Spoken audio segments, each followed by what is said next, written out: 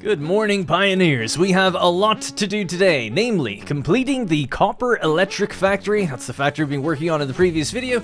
We have to finalize some of the logic for it and start producing adaptive control units, as well as some of the other copper components that we need for our own personal building and use later on. So adaptive control units, we need 100 to complete phase 3 of the space elevator. We also need 2500 versatile framework and 500 modular engine. These are all relatively easy to pull together, thanks to the existing factories that we have, and I did ask you guys whether or not it'd be okay to just build a little platform here and to do it sort of semi-automatically, right? So just create a couple containers, feed them with the modular frames and the steel and whatever else we're going to need, and then just let the assemblers do the work while we're working on other things, such as getting those adaptive control units up and running. That will complete phase 3 for us, and that will allow us to start the game, because then we get into things like aluminum, trains, and bigger projects overall. So I'm excited to get started. So it was an overwhelming yes to doing the semi-automatic building here. You could make little factories and it just seems like it's a bit not needed, because we have the components to make it even a little bit over time. You know, we do have a little surplus of everything, but it would just kind of be a waste. We're going to be making these things in much higher quantities in the future, so we'll reserve it for a future factory. Now, I'm going to also use our summer sloops. We've got 2. We've actually got 8, so I think 2 per machine. We'll do 4 machines. This will double our base ingredients output. So for the same base ingredients, we get twice the output. So definitely want to do it here while we're kind of semi-automating things again, as mentioned. Copying these over means the same recipe and the summer sloops are taken for me, so they're in each machine now. Lovely feature with 1.1.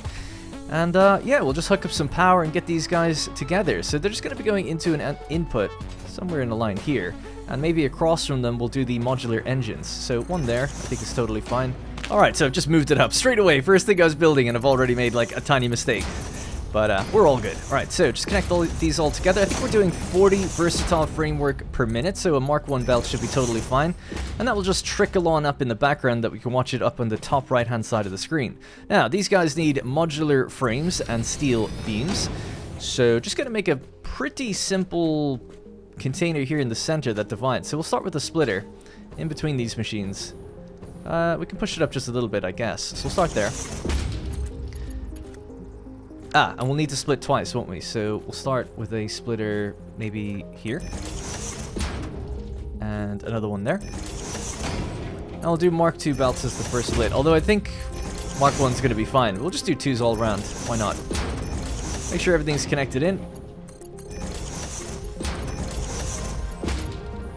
And I guess I'll just, to make things even, push that one out to there. Right, so that's our 4 base inputs done. So we need storage. I think I'll use a small storage container for the modular frames, because you need a lot less of them. And for the steel beam, we'll use a big one. Alright, so we'll just send that in like that. Okay, cool. So that is load balanced between everything there.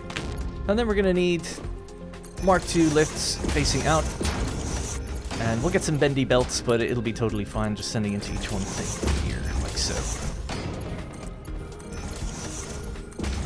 Alright, it's symmetry. There we go. So load balanced. Now all I have to do is dump the inventory into these 2 containers. To be super quick about that, what I guess I could do is just throw a temporary container down here and here. I'm going to dump all of my inventory. I've got tons of biofuel for reasons I won't explain, and I actually need some of it to kind of jetpack over where I want to go. Right, so I'll pick these 2 containers up when I've got everything I need. I'm just going to go fetch the modular frames. So the modular frames can be grabbed over at the Iron Factory complex. I think we make in excess 6 per minute, so not much, but there should be a container full of them by now. And then I'm going to run over to the steel factory built on like episode 3 or 4 of this series. And we're going to grab up all the steel out of one of the truck stations. I'll then manually dump them into those containers, and we'll be good to go. Alright, our little tractors are here. I actually replaced the truck here that was at number 3 with a tractor, so it's just there outside. First of all, we didn't really need a truck for just this place anyway, but trucks are really behaving very badly, I must say, in 1.1. I mean, they're always visually glitchy, but they are worse than I've ever seen it. They definitely made some changes to physics or something, because trucks, just trucks, not tractors, but trucks are warping deep into the factory now and staying there for like long periods of time. I've never seen that before. It doesn't happen in 1.0. And it certainly didn't used to happen in point 8. Trust me, I built a factory that took in like 30 trucks in a very similar setup to this. So I'm excited to see with the copper electric factory if this is going to work, my like kind of separated truck stations, if that helps at all. If it doesn't, I'll just keep using tractors. We don't really need the trucks, but you know, tractors don't look as cool. So we'll think about that. But anyway, obviously soon enough we'll be moving towards rail, especially if we're bringing in things like bauxite and starting to think about aluminum when we want to do things at larger scales. So trains are on the cards and they're going to be happening, but I saw some people saying like, oh man, six truck stations, just use a train. It's like, I don't think a train would really make sense to go from like here to there. Personally, I mean, you could do it. It's just a lot of infrastructure for such a small distance. Really, a belt is probably sufficient, but I think a truck is totally fine. Or a tractor. Alright, so the bottom container is going to be my modular frames. They're going to slowly roll out now and subdivide into all of the machines. Now, I haven't powered those just yet. I'm going to go grab the steel beam. Once we throw that in, we'll give it the power. We'll dress it up just a little bit, and then we'll leave it as leave it ticking up in the background. All right, here we are at the steel factory. So we need bay number 3. Now, there's a lot more steel in here than there was in the other container, which is perfect because we need more of it anyway. I thought actually, while I'm ziplining back, I could just talk a little bit about the cosmetics of the factory that we're just coming up to now in a second. And of course, we have our lovely little concrete production area over there working just fine since the previous episode. But yeah, so I was very torn about how to do the cosmetics here. I went for a very stylized interior. It was based off of the Marathon game, by the way. People were suggesting, was it Mirror's Edge? I mean, it could be. Being red and white, obviously, yes. But inside there's like purple and green. Is more for the Marathon colors that had me inspired by it. But I couldn't decide on like a theme that I wanted all the way around. I actually had this other version in mind. Maybe I'll throw up an image on screen that I was doing for a while. And I was like, I don't know, man, it just stands out really weirdly in the desert. And that theme is still here at the back half of the factory. Kind of some remnants of it. So I'm getting rid of that now, but I just thought people should know. I played around. I'm trying to do different things to make it interesting, but largely I'll probably just go with this kind of white, red, and black look that we've got going on here, because at least it'll fit the desert just, you know, generally overall. And the kind of consistency of our other factory is a bit better. Alright, so I'd love it to have everything look the exact same, but I guess that would be somewhat boring to build with. But by the end, it would probably look cool, because it really would be like a large complex in the desert, all uniform. But alas, I need some sort of creative outlet to do something different. Alright, so the steel beam is making its way out now into the 4 various assemblers. I'm just going to hook these guys up to power, and then we'll let it get running and ticking up in the background.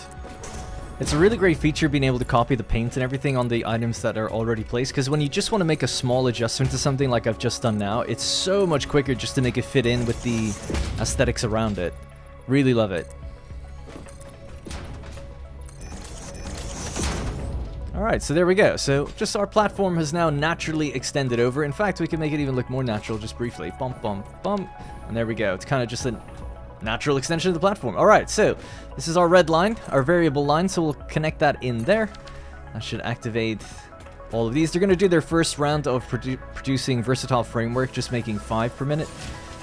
But then the next batch that comes out will be double from then on. So 2500, and we're doing what, 40 per minute basically? So let's see, 2500 divided by 40. It should take about an hour, so it's a good first one to tackle. After a little while on the right hand side of the screen, we're going to do the logic of the factory next, then the sync room, but then we'll tackle modular engines, because we only need 500 of those. One thing I don't have ready for modular engines is smart plating. So smart plating is going to be needed, along with rubber and motors. So motors we make 20 per minute, rubber we make 400 per minute, and then smart plating is required. So we're going to have to just quickly make some smart plating in a similar fashion to here, and then make some modular engines. So it's a bit of a bigger one on that one, but it's just an extra layer of machines, no big deal. The adaptive control units, of course, will be done in the factory proper, and then going forward in the next phase, these components will be needed at much larger scales for future space elevator parts. Alright, there we go. I love seeing when the animations of the machines all sync up correctly. It's because we obviously load balanced it, so they all turned on with the same stuff all at the same time, so it's awesome. It does happen naturally when you load back into the game anyway, for a lot of machines, but it's cool to get it right from the get-go. And boom, just like that, we've already done the first batch of 40. So we are flying ahead. That's 1 minute now counted since the machines have been running. It's quite easy to kind of gauge it that way. So, next up, we're going to do the logic of the Adaptive Control Unit Factory, aka the Copper Electric Factory. So we'll just quickly run inside and I can show you what I've done since last showing it off. It's mostly been cosmetics down here on the bottom.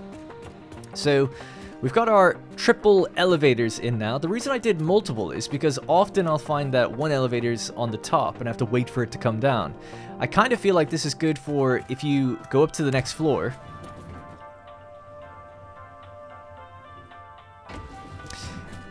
Now I've got one up here, so I could always be like, okay, I'll call one and then I can just get in and go down. And that way, there's always one on the floor that you're at.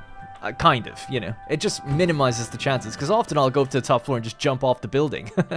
So you don't necessarily always call it back down to where it was.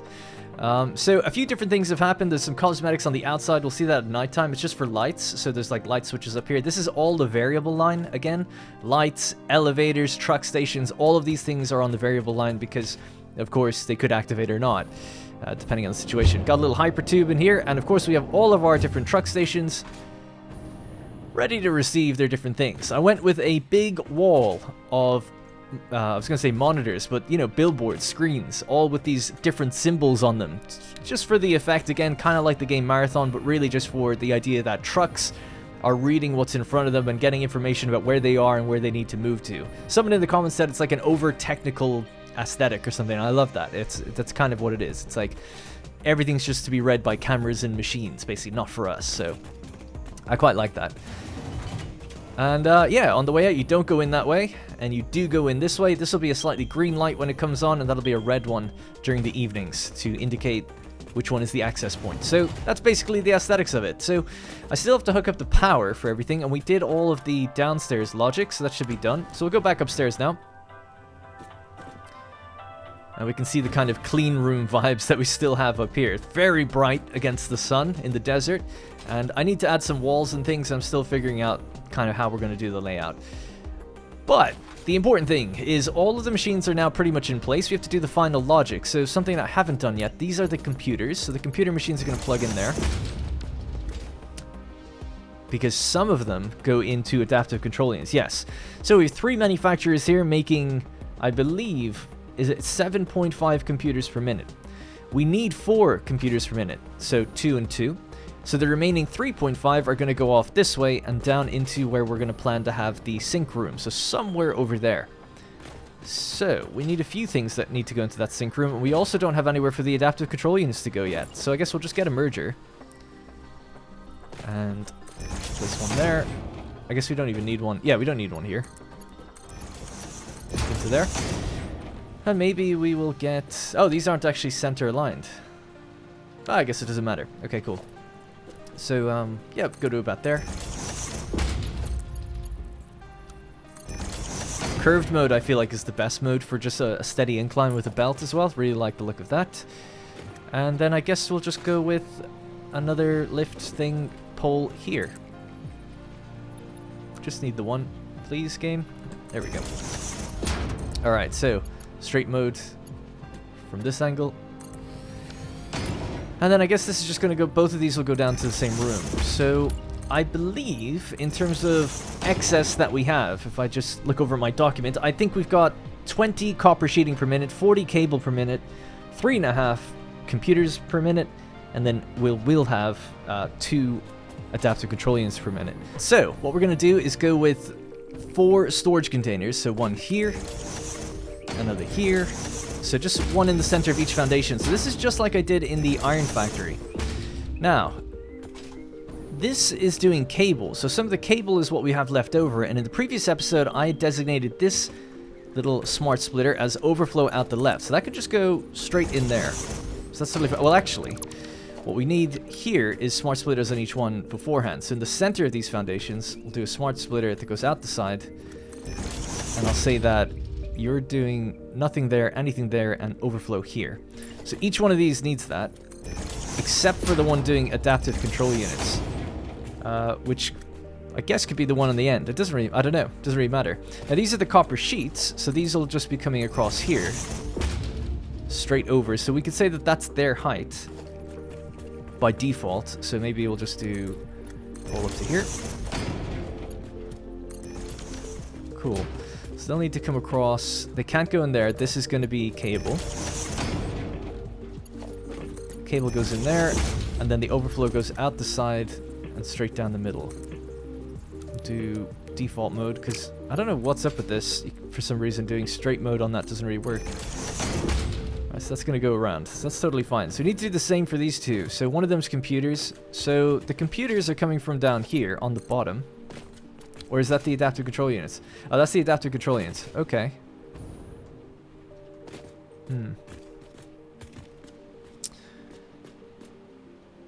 Okay, I mean, adaptive control units could just be the first one in. No big deal. Might make life a little easier.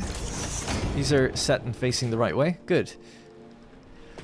Okay, give me those adaptives. We'll go to here, and then we'll do straight mode around, and then in you go. So you don't need any overflow or anything. You're just going into container for me to grab 200 or 100 to bring into the space elevator, and then the rest are just going to go straight through into an awesome sync forever, pretty much. Let's go with curved mode. Curve straight down into it. No big deal. Next one. This one over here. Oh, we don't need the top layer, actually. Sorry, I kept thinking that I'd need to go up even higher, but I guess not. Great. That works out really well.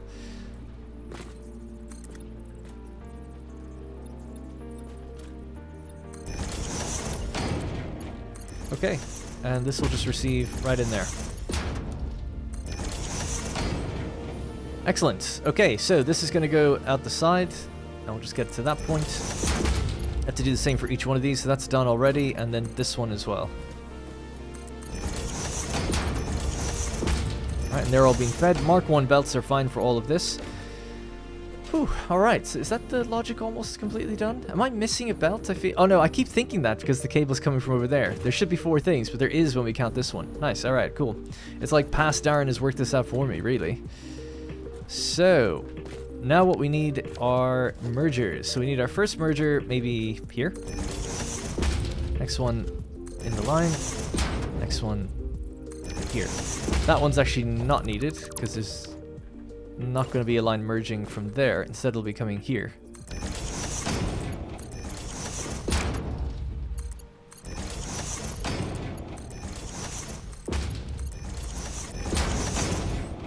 Right, so this one as well. There we go, so 1, 2, 3, 4. Excellent, all good. These are just when they overflow, they're going to go into an awesome sync, and we're just going to place that awesome sync somewhere right here. Can we slide over a little bit more? Can we go even further? No, not really. Well then, maybe just for the boundary of the thing itself, I'll just keep it where it is. That's fine by me. Yeah. Alright, and then you go in there. Probably make this a Mark II once everything combines onto it. I mean, we'd have 40 cable and 20 copper, so that'd be 60, and then a little bit extra. So yeah, Mark II is going to be needed just slightly. I think that's it though. I think that's the logic done. Everything is now hooked up. We just need to give this place power and then start to drive the actual routes. So that was quicker than I thought because that's logic and the sync room done together. So next thing is going to be hooking up a few modular engines in the background. So I might get started on that. I'll head out to the space elevator. We're at 900 out of 2500 versatile frames. Alright, so these machines are working totally fine. We are at 529 modular frames remaining and 4,700 steel beam. Now we can always go make another run for a little bit extra if we need it. So I'm just extending a platform out now for the modular engines. These are going to be made in a manufacturer, so probably just build one, and we could always overclock it. So let's just place that down to get us started. So somewhere in the center here, I guess. And this will likely line up to go into that space elevator hole. So, modular engines. We're going to need motors, rubber, and smart platting. So, I've got no more summer sloops, so I might not activate this until the versatile frames are done. I guess that's a drawback in doing it 4 machines. I could cut off 2 of them, I suppose. Alright, so, now we're just down to 2 machines, and we could use the remaining summer sloops in here, and we could overclock if we want to go crazy for power, which I guess why not. And we'll make 5 per minute, so there'll be 100 minutes. So it'll still take an hour. I do have to drive all of these truck routes and stuff, so I've got plenty to do. Now, we have the rubber, we have the motors. They're just going to be in 2 containers. But the smart plating, we're going to have to build containers for them. So this is going to have to go a little further back.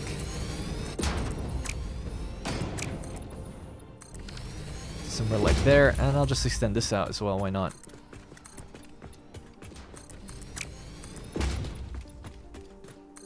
Okay, so let's just place the containers first.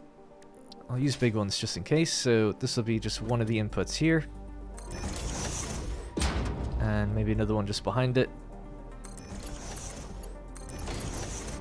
Now, fully overclocked, nothing needs more than 60 per minute. Rubber, motors, smart plating, great. Okay, so smart plating, let's have a look at how we can make that.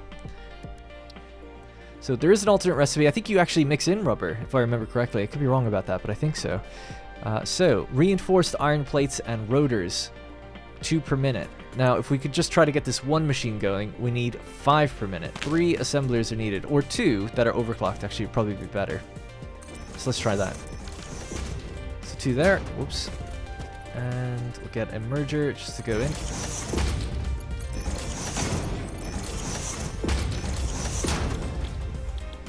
Right, so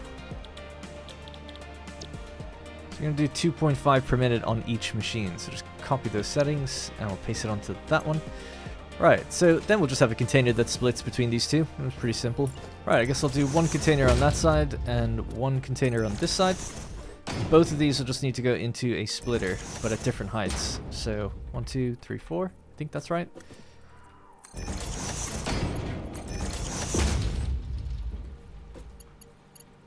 And you could just go right there.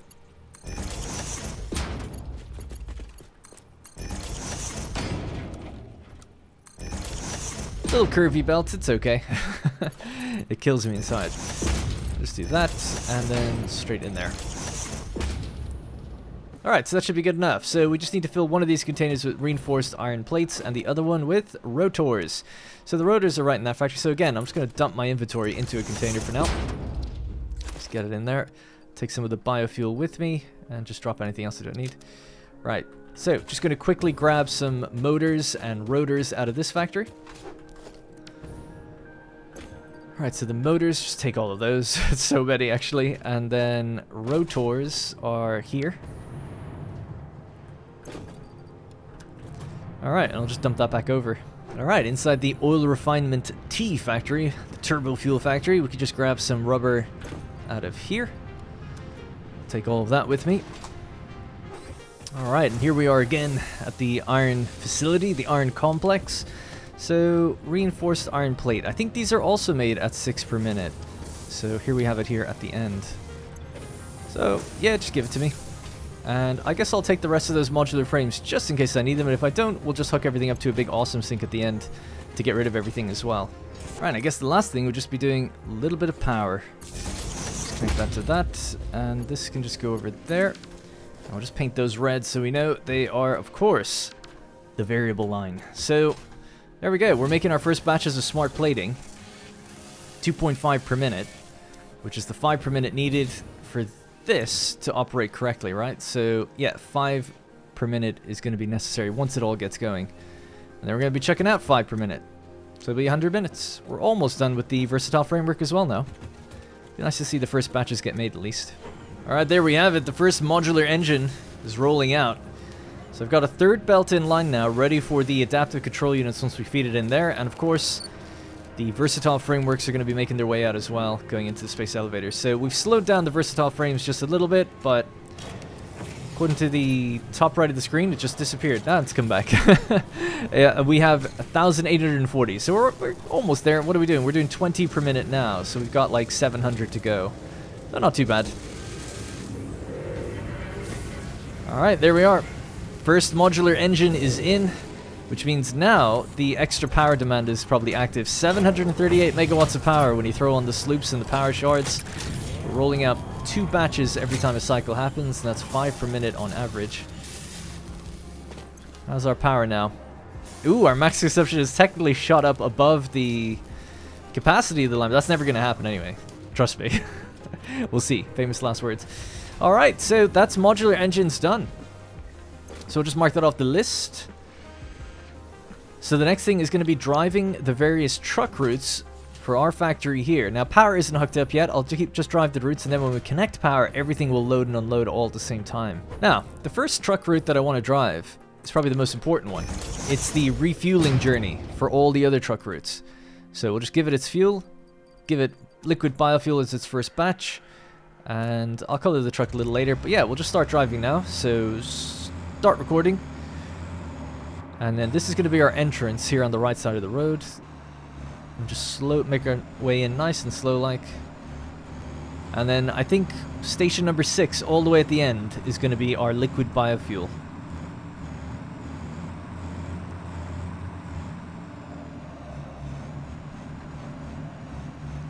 So I'm hoping with these like kind of extended lanes, there's enough room for the trucks to not freak out. Everyone has 2 foundations of space, everyone has a nice curve in, everyone is separated. Please, game, let's see if it works. So now we can see the liquid biofuel being fed up, and it will just go down towards all the other truck stations, hopefully. And we will take our left turn now, nice and steady. And that should be it. We can drive pretty much full speed out of here. Slowing down maybe just before the gate before we make our turn. So we're turning left, not right. So just cut across and then take the turn onto the dotted line. And then trucks overshoot a little bit, so I'm assuming the truck will hopefully line up nicely that way. So now onto the liquid biofuel factory.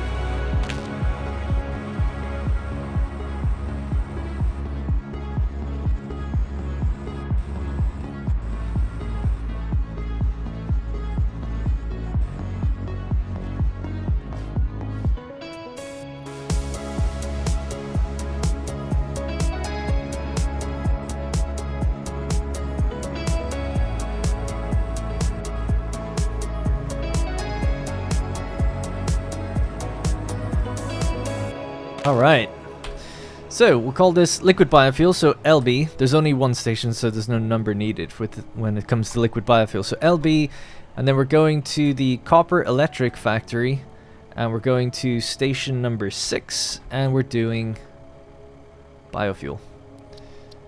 Save. Alright, enable the autopilot. We don't need to hide the nodes yet, actually, because I want to go inside and set quite a long timer for this one. Because it's not very often that it'll need to drive, really, so any traffic we can free up, the better. So I would say, like, I don't know, 2400 seconds or something like that. What's that? 2400 divided by 60? That's 40 minutes. Let's do 1200 then, so 20 minutes. Every 20 minutes you go and do your thing. So 1200 seconds, set the wait time, there you go. Now, once this gets here, I'm actually... How did that happen? Why? Do you see what I'm saying? These are definitely acting worse than ever. Like, how did that happen? That's so crazy. Like, it's fine to correct itself, but damn, I don't want it happening at all. Now, I'm going to shut off power to the truck station. So it's going to just pull in and wait. And that's fine by me. Right, so I've hidden the nodes. Let's see. I'm actually curious to see, like, how do you make it out of here? Are you okay? I'm going to keep a keen eye on you. Alright, that's good. You're following the wall signs, no doubt.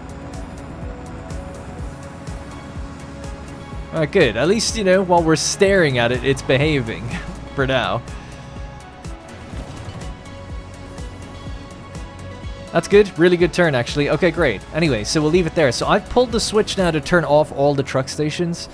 And the main reason for that is I've often seen comments where they say, when you're driving the routes and you have a lot of trucks all moving at the same time, they'll start bumping into each other, like when you're trying to record the new route. So it's like, yes. So if we turn off the power to the truck stations here, there'll be no other trucks on the road, at least from this factory. I mean, there will be from other factories, but if you just maintain consistent speed behind them, shouldn't really be any issue. Because ultimately, that's the speed they're going to be traveling at anyway, so it can be a little tedious, but it's not too bad. Especially our roads are pretty blank right now, so I think it'll be fine. So I thought I'd do a quick time lapse of driving the various routes. The first one is plastics, so going into the oil refinery T, bay number 1, picking up our plastics, 280 per minute that we're going to be needing, and just bringing it back. It's quite a short distance. This all could have been done with tractors really, but trying to keep the aesthetic alive with trucks. So the truck stations are not powered at the moment, so you just kind of have to pass through them. Just stop for a second and then keep going. There's no need to really interact. It'll just do it automatically. I need to kind of repaint some of the road markings here. I know in my head where they are, but they might not be the clearest when you're just driving in. So this one is rubber. So rubber is 90 per minute. So all of these I set various timers on to wait at the copper electric factory for a little while. So usually it's about a 10-minute timer for each one. I don't like to go longer than that typically because I'm pretty sure the timer's reset when you load the game. So it's like you could be at 9 minutes, save the game, go out, come back in, and then it counts 10 minutes again. I'm not 100% sure that I really do need to just test it. Oops, excuse me.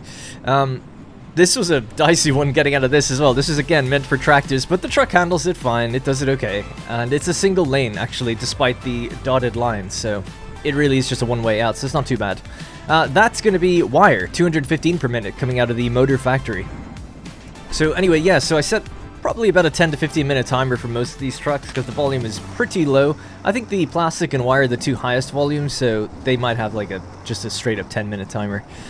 This last component here, or second to last, is going to be the truck station in the for steel, so steel pipe. So this is just 30 per minute coming from here. A different factory takes a different amount, actually, which we'll talk about a little bit later.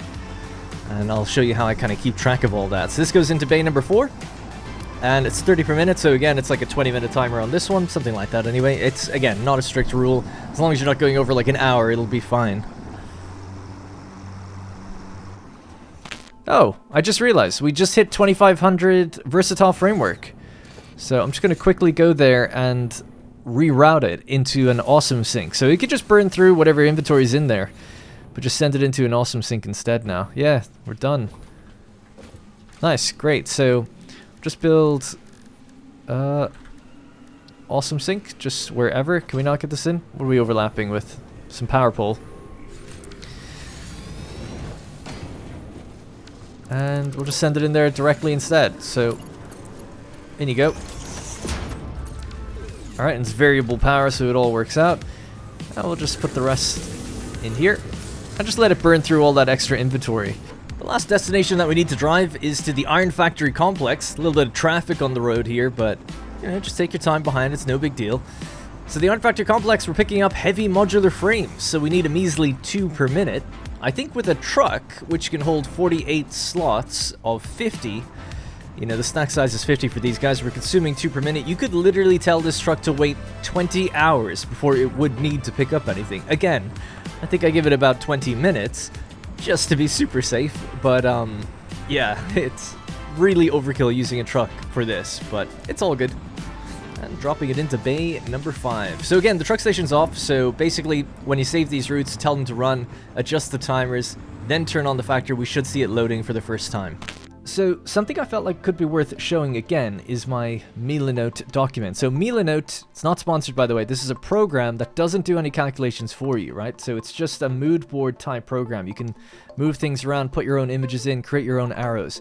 It allows me to create layouts that reflect how I build a factory. So I can kind of lay it out in terms of the literal floor logic of how the belts divide.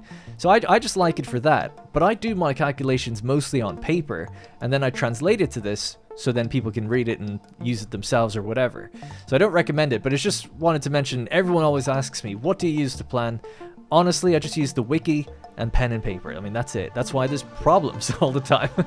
Or not really, but something I did want to show is when I back out to the next layer out, right? You can go into each one of these is a factory with a layout.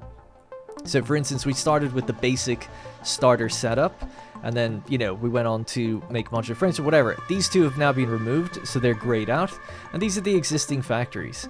Next to each one, I have a kind of a list of what it makes, and then the left number is what it makes normally, and then the right number is what's left over, the surplus. So maybe I'm sending some somewhere else. So you can see, for instance, here at the steel foundry, we have steel pipe, and I make 160 per minute. But I've only got 10 left over, because 150, or rather 120, goes into the iron complex, which we just did a couple of videos ago, and then the remaining, another 30, goes just now into the copper electric factory. So this allows me to kind of see how much do I have left over without having to worry too much. So if you stay organized and keep something like this, or even if you just write it down, you can also, great feature, a lot of people never really talk about. If you open up your Steam overlay, and then you go down here, there's notes. And this actually saves per game, and you can create like loads of different notes, and it's cloud saved compatible, so you can actually use it on different devices and stuff. So I really recommend people, if you're trying to stay organized, you want to avoid burnout, let's say you want to go play a different game for a while, and you want to come back to this in the future, but you don't want to be lost. If you could just make a note of like, this factory is sending this to this other one, this is doing this, this is doing this. Just make a few little notes, just so that when you come back to it, you feel like, oh yeah, I vaguely remember what's happening. A cool way of doing it as well is using the signs in-game to write down in each factory. But that does take, admittedly, a lot more time. I'm just trying to think of ways for people that they could probably do something quite quickly. So obviously, I like using this. You know, this is cool for me, and this will keep me... I've never done it this much before. I used to keep a log in my streams of what things were made where, but I never actually made them route to other factories. So hopefully this is as organized as you can kind of get, and this should always keep me like knowing what's available and what isn't. So out of the plastic, we're sending 220 to the copper electric. We're also sending, sorry, out of the turbo fuel factory, I should say, we're also sending rubber, 90 over here, etc. So I hope that will help other people stay somewhat organized. Remember, I often say you should have a 3-letter acronym for your factories. So my iron complex is IFC, copper electric factory, CEC. It doesn't matter what you call it. It just allows you then to say, like, when I hop in one of these trucks and I look at a route, so we just get in this one really quickly because I have to. If we say we want to load a route, we can see all of these other routes now, but I know pretty much immediately where they're going to and from, because the radar is not the best at helping you figure that out. But MF105 to CEF03, it's like, okay, MF1, that's Motor Factory 1, right? Because we probably will have another in the future. It's going to the Copper Electric Factory, and it's going to bay number 3, and it's doing wire. The one we're on right now is IFC02 to CEF05. Right, so quite a long name on that one. I probably shouldn't have written out heavy modular frames, but it's fine. So yeah, it's kind of cool. It also tells you the fuel per trip. So some people often wonder about that. If you let it run a few times, I would recommend leaving it running, not pause like this, and then you could know how much it's using per minute. So it's packaged liquid biofuel per minute, obviously. So 12, 8, 5, 5, and 1, 11. It's not that accurate when you tell these things to wait. That is if you were just constantly doing the journey back and forth. But at least you know. A lot of people often wonder about that. So the info is there. Alright, so we'll just disable the nodes for this, and this will just set off one last time before looping back around, and then I'm just going to get power set up and ready to go. Another thing I normally do is, I don't have the blueprint with me right now, but I hang signs down from each station that normally says the name of the route, how many trucks are on it, and what it's doing. That can usually help too, but I feel like I don't really need that here with all my other documentation. But yeah, that's another way of doing it as well that can be quite nice. And I blueprinted that sign, so it's just the same wherever I do a truck station, basically. Alright, so with the truck routes done, I haven't really figured out a nice power solution, so just for now, we'll just bring this over here and connect this underneath. This should activate the miners and actually activate the entire production floor, I think. What we'll have to do is just make sure I set this correctly, so it needs to be at 100. And I'll just double check the other miner as well. So there we go. Alright, so we're getting started. Actually, just really quickly, we'll just mark off that truck routes are now done. And we expect to see our iron ore flowing along, and then the copper ore coming in this way as well. So copper ore is just down here. So 100 per minute activated. Excellent. Right, so that's going to go into our 2 foundries to make 200 copper ingots per minute. That's going to go upstairs to our 10 constructors doing copper sheet. Should be pretty straightforward. We can now activate the truck stations and allow these trucks to get moving. What's up with you? You're a little bit further behind than you should be.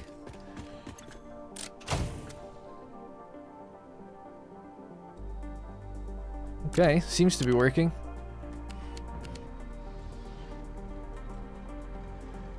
Alright, the trucks are receiving, even though this one is further behind than the others, which I don't know why that's happened. This has loaded correctly, so I guess that's all that matters. The others are in position, looking good. The tractor, oh, it is there. It's also a little further behind. Alright, cool. Well, there we go. It's all flowing upstairs, looking good. I wonder if the wire belt needs to be, the speed needs to be increased. So let's take a little trip upstairs. Alright, so the copper sheet has started getting made. We can see the plastic coming up from the stations down below. It's not moving forward or moving through just yet. It's set to overflow, so once all of these circuit boards are being made and all the plastic is backed up, plastic will then roll out into the computer machines. Once the computers are made and all the adaptive control units are backed up, then the computers will overflow back out towards our little solution over there. I actually forgot to put the dimensional depots on this group, didn't I? So let's see, we'll do 3 dimensional depots in a line. Mark 3'd out of their mind because that's the best belt speed we can get for dimensional depots. Ah, that doesn't need one. It's this one that needs one. It's actually perfect because I was out of fluctuators for a little while. Alright, cool. So that'll just be for when the overflow kicks in, which is kicking in already for copper sheet because we separated those machines out. Because it happened to be an even 20 per minute that we had in excess. So copper sheet is now flowing into a dimensional depot. I've got, had it backlogged at the back of the space elevator. We have a little bit going in there already, but now we're going to be pulling from 2 places at once, and eventually that one out there will drain. So it's really just a matter of time now, and checking that our belts and everything are okay. Things are looking good. So this is supposed to be 60 per minute locked, if I recall correctly, to help go make the computers. It's going to take a while for the circuit boards to come out and really fill these machines. So yeah, it's going to be a little slow. See, the heavy modular frames are up here, ready to go also. Good. Instead of hopping around, let's do a quick flyover. Or maybe I should wait until everything fills up and then we'll do it. But that's basically what we have now. Photo mode. Yeah, I think I'll dress up some of the cosmetics while I'm waiting for time to kind of elapse and for the machines to get their manifolds going. Thought I would just show the factory really quickly here at nighttime. So very colorful, especially with the kind of aurora in the background or whatever. But yeah, that's it. With the green light and the red light, entry and exit. Doing a little bit more with the cosmetics now, so we kind of have this like asphalt layered balcony kind of sort of thing going on. Just to try to give the building some character, so I'm trying to offset it where I can with some like pillars and stuff. I don't know if we can move that far around it right now. It's cool seeing all the trucks just waiting in position now. Yeah, this is as far as I can move over actually. So I still need to do a roof, and then this will need a little higher section as we build over this, because it's slightly raised over everything else. The same with the awesome sink, so that kind of worked out. They're in the same place. I'm trying to give them distinct colors on the floors for each group, so that's just a work in progress. And then I've just got the walls wrapped around on the other side now as well. We're getting really close to all the modular engines being done. 30, what is it, 23 to go? Yeah, we're almost ready. Alright, so the modular engines are completely done. So that means we can now send this up and over into here. And just let that drain as well over time. So any modular engines now are just going to roll out into that awesome sink, basically. We had 9 in excess, so not that bad. But yeah, still a lot of motors, rubber, just other things to kind of churn through. We'll just let them keep doing it, why not, and just generate some tickets in the background. We're pretty close to getting the first adaptive control units made now, so we'll just go up and check on them. Alright, looks like the first circuit boards are finally going to move through this layer and pass by this layer. There we go. That's the first time it's overflowed. So each one of these is now full of 200 circuit boards, and any excess is now going to roll out. So basically that's 30 per minute being consumed here, and the excess of 10 per minute that gets to roll forward. So it's the first time we're going to get adaptive control units being made. Still working on the cosmetics. Obviously haven't done the roof yet or anything. I love just being able to see what I got. There we are. Just watching this happen. But yeah, so once these go in, we've got everything else in place. So we have the automated wiring, the computers, and now the circuit boards. And of course, the heavy modular frames have just been waiting there. And then we should get our first little batches of adaptive control units rolling out. And once we get to 100, we'll toss them into the space elevator. Modular frames are obviously done. Or sorry, the modular engines and the versatile framework. So we're really just waiting on that until we can pull the big lever. Alright. First one has been made. It's just rolling out now, right past me. And the next one is following close behind. So there we go. The first 2 adaptive control units out of our 2 manufacturers. Taking kind of a while for this manifold to get going. Granted, I did make a mistake with the copper, and that's the thing that was slowing it down the most. But if you're building it, maybe just get the foundries and the copper ingots piling up first. That might make things go a little bit quicker, because everything else is always ready with all the truck stations, I guess. Okay, so that's going to basically now make its way down along our kind of central bus back to the overflow section here. I've disconnected that container from the merging line so that we can just build up 100, and then we'll just connect it and allow this just to make some tickets in the background then. Alright, so here we are. Just toss in 4 summer sloops into this one. And 4 into this one. We don't want to overclock it, obviously, but this way we're now making 4 per minute. So I just found a little bug in my math with plastic. So basically I'd written it down as 20 per minute, but it's actually 40 per minute per machine for computers. Now it's okay, we have enough plastic, so there's no problem, but I've just gone out and adjusted my kind of document thing. So instead of consuming what I think I wrote down was 220, we're actually consuming 280 per minute in this factory, which means out of the 400 total, we've only got 120 left over. But I've corrected that now. Hopefully we'll be making computers a bit quicker. I just saw the plastic like not going into the machines correctly and spotted that. Oh, I just realized something. I've been sending the adaptive control units into a container that's just been sending it around this way. I got my containers mixed up. Damn. So basically this is the one.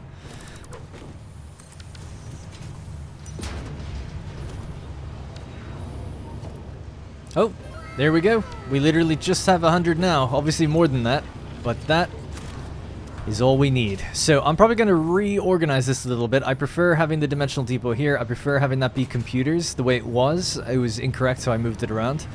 Alright, so apologies that it's a bit dark at the moment, but there goes the adaptive control units just rolling into the awesome sink. So I actually moved it back where it used to be. I kept the container. We don't really need one, but I kept it there just because it's good to have a container that you can just throw stuff into if you want to just sink it and get rid of it, if you happen to pick up something you didn't really want. And then the other 3. So now we have our computers, cable, and copper sheeting. Everything looks to be running in the factory pretty much perfect. So that's still making the modular engines 2.5 per minute without the summer sloops now, of course. So now we'll just throw in the 100 adaptive control units. And we'll let them be on their way, and we'll just knock that off the list. And now we wait for phase completion. Here we go. Looks so good. My 100 babies. It's quite cool. I never realized that we can actually turn on your little headlight. First of all, I never realized it was coming out of my head. That's kind of interesting. And it's an actual dynamic light in the world. I guess it makes sense because you're basically running like a multiplayer game, right? So you just exist in this world doing your thing. Still a big long line of them to go. Hoping that it gets bright out soon.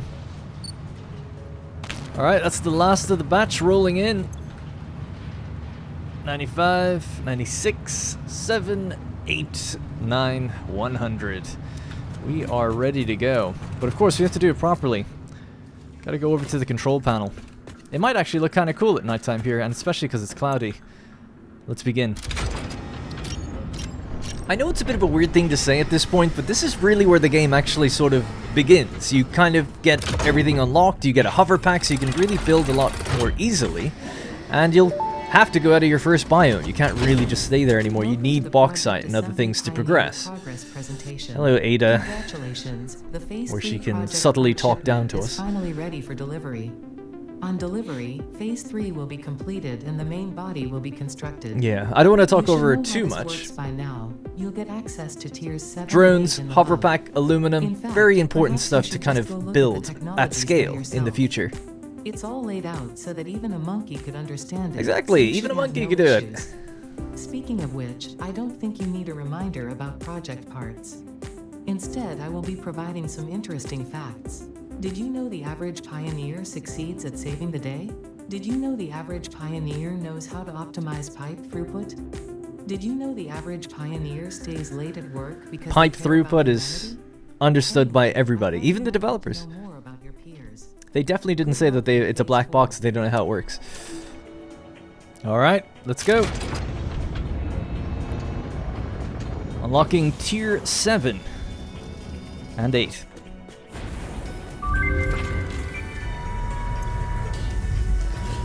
Back away.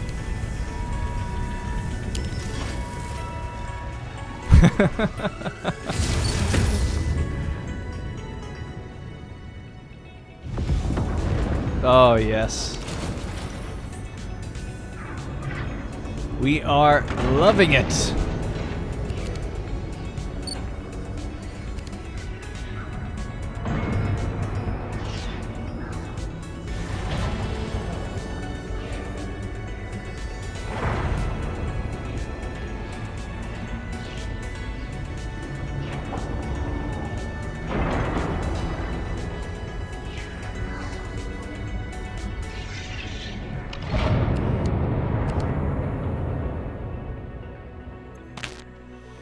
Alright, so we have now fully completed Tier 6 and Phase 3. We are now on to Phase 4, which has 4 very intimidating looking components, but we'll manage. Tier 7, we're going to be starting off with bauxite refinement. So that's aluminum. Aluminum production is an interesting one, a lot to do with recycling what you have into something else, or optionally sinking it if you don't want to deal with recycling. I think it's more fun to try and manage that. I think I'll be rushing the hover pack. I'm sick of jumping around by now. Mark 5 belts will be available once we get bauxite up and running. Hazmat suit, control system development. On to Tier 8, of course, we then have drones, nuclear power, advanced aluminum production, leading edge production, which gives us Mark 3 miners, so the best you can get out of the ground, and particle enrichment, if you want to go crazy. Now, there are some sub-factories which we haven't actually tackled yet, such as crystal oscillators or like a quick wire factory, things like that. But I reckon we'll just work towards progression and see what's required, and once we start to require those things, then we'll build bigger chains that lead to them. I would like to also start building our first train line, or rail line, so I guess we'll start doing that in the next one. Now that it's daytime, I just thought we'd show off the factory one last time. The copper electric factory has now been completed. And we can make our way upstairs again, just have a look at what's done. Thought we could do a little summary of how the factory operates now that it's fully up and running. Obviously the adaptive control units have been made and they just go into an awesome sync, but as you can see, trucks periodically deliver in through the gates here, line up at one of their various truck stations. So we have the heavy modular frames, steel pipe, wire, rubber, and plastic, and then liquid biofuel as well, or packaged liquid biofuel. Of course, on this floor also have the 2 foundries making 200 copper ingots per minute, dedicated to go upstairs into the 10 constructors doing 100 copper sheet per minute, 80 of which make their way into the next row in front doing the assemblers. So it's about 6 assemblers, 30 circuit boards per minute goes towards the computers, and the remaining 10 goes towards the adaptive control units, the final layer just after this one. So you can see they're getting their plastic as well. Everything is coming up from the truck stations and all feeding into each line, each corresponding line, as quickly as they can with as short a distance as they could from the truck stations. And then from this view, on this side of the factory, we have some of the extra things that needed to be made. So the stators, the cable, and that's all rolling towards the automated wiring going into the back manufacturers there to produce 2 adaptive control units per minute. Once they're made, they are guided out gently on a very slow belt that carries them around until they get to the dimensional depot section. So they obviously just roll straight through into the awesome sync. But that's going to have to be it for me. Thank you very much for watching. Remember, you can get all the save files, blueprints, and anything else you need at whatdarrenplays.com/satisfactory. Please do leave the video a like and subscribe if you haven't already. Thank you very much for watching, and I'll see you in the next one.